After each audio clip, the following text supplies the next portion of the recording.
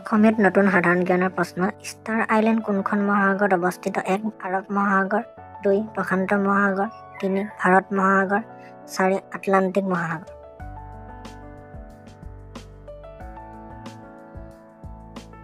উত্তৰ প্ৰশান্ত মহাসাগৰ। আমাজন নদী কোনখন মহাদেশত অৱস্থিত? 1. দক্ষিণ আমেৰিকা, 2. এছিয়া, 3. আফ্ৰিকা, 4. ইউৰোপ।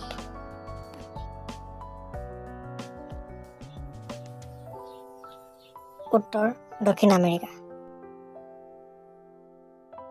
পৃথিৱীৰ কেন্দ্ৰীয় অংশটোৰ উত্তাপ কিমান? 1. 3500 degree Celsius, 2. 4000 degree Celsius, 3. 2500 degree Celsius, 4. 4500 degree Celsius.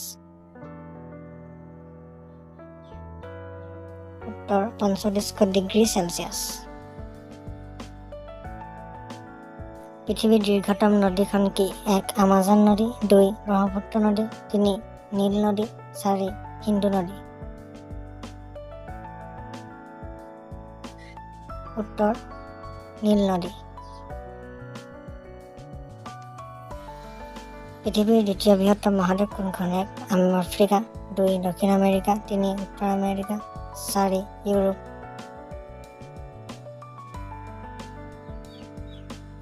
উত্তৰ আফ্ৰিকা। পৃথিৱীৰ দ্বিতীয় উচ্চতম শৃংগ কোনটো? 1. মাউণ্ট কেটো, 2. কাঞ্চনজংঘা, 3. মাকালু, 4. এভাৰেষ্ট।